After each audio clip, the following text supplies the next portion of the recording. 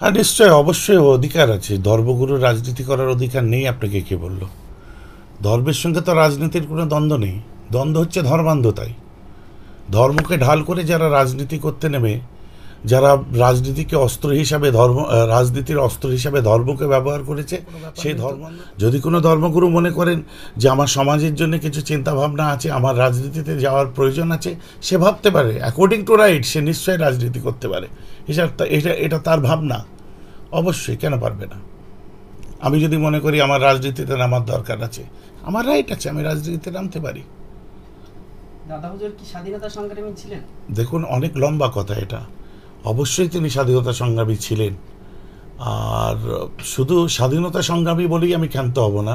তিনি স্বাধীনতা সংগ্রামী ছিলেন, জামানার মুজাদ্দেদ ছিলেন, যুগের ইমাম ছিলেন। 250 বছরের ইতিহাসে পীর আবু বকরের মতো দ্বিতীয় কোনো ব্যক্তিত্বের আজও পর্যন্ত জন্ম হয়নি।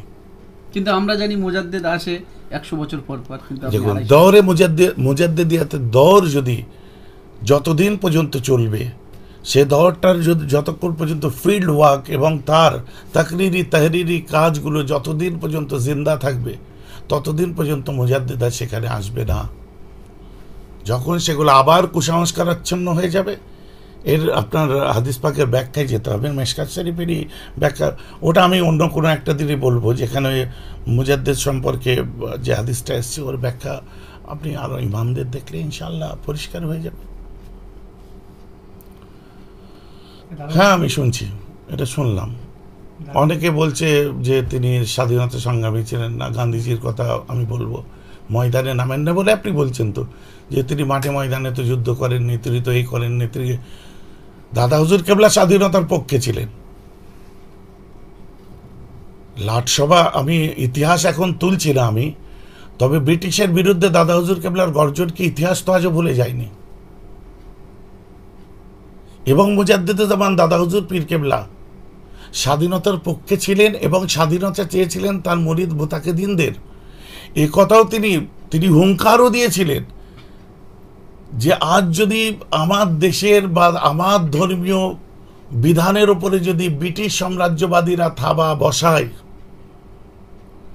আমার সার্বভৌমত্বে যদি আঘাত আসে, তারা এইভাবে যে বাড়াবাড়ি করছে, আমি আমার তামাম মুরিদদের বলবো, সব ব্রিটিশ গভর্নমেন্টের বিরুদ্ধে তোমরা গর্জে ওঠো।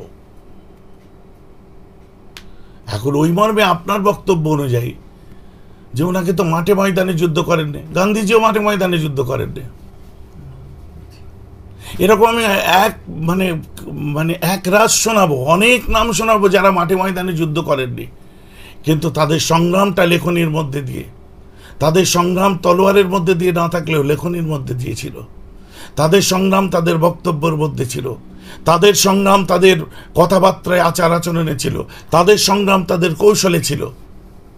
কেবলমাত্র বন্দুক কামান নিয়ে নেমে গেলেই স্বাধীনতা সংগ্রাম করেছে, ফ্রিডম ফাইট করেছে, সেই মর্মে যদি দেখেন, মিলিটারির অনেক বড় বড় কমান্ডার আজও পর্যন্ত অনেক যুদ্ধ করেনি, তারা রিটায়ার হয়ে গেছে। তাদেরকে কি বলবেন? তারা কি সংগ্রামী নয়? তারা মিলিটারিতে চাকরি করছে, আর্মিতে চাকরি করার পরেও অনেক আর্মি এখন পর্যন্ত যুদ্ধ করেনি ময়দানে নেমে। শুনুন, এই সমস্ত কথা হচ্ছে, আমি কাউকে পছন্দ করতে পারি, কাউকে পছন্দ না করতে পারি, কিন্তু আমাকে কথা যেটা বলতে হবে, সেই কথার পেছনে অথেন্টিসিটি থাকাটা অত্যন্ত জরুরি। মুজাদ্দেদে জামানের সংগ্রামের ক্ষেত্রে তার যে অবদান এবং মুজাদ্দেদে জামানের করণীয় কর্তব্য, তদানিয়ন্ত্রণকারী তার অ্যাক্টিভিটিস কী ছিল, সেটা নিয়ে বইও লেখা হয়েছে। যুগপ্রবর্তক শাহ আবু বকর, তার মধ্যে থেকেও প্রমাণ করে দেব, এবং সেটা পড়লেও আপনারা বুঝতে পারবেন দাদা হুজুরের সংগ্রাম কেমন ছিল। তবে আমি শুধুমাত্র তাকে স্বাধীনতা সংগ্রামী বলেই ক্ষান্ত হব না। স্বাধীনতা সংগ্রামী বলেই, তিনি তো স্বাধীনতা সংগ্রামীর সাথে সাথে তিনি জামানার ইমাম ছিলেন, হাদিয়ে জামান ছিলেন, মুজাদ্দেদে জামান ছিলেন, যুগের ইমাম ছিলেন। বললাম না, 250 বছরের ইতিহাসে দ্বিতীয় কোনো আবু বকরের আর জন্ম হয়নি। তিনি আমার দাদা হুজুর ছিলেন। তাই বলি, হে বঙ্গের পীর আবু বকর, কি দিয়ে শুধিব তোমারই ধার, কাতর বনের কাতর কাহিনী ব্যতীত নাইকো আর। অনেক কথাই বলার ছিল, পরে আবার বলবো একদিন।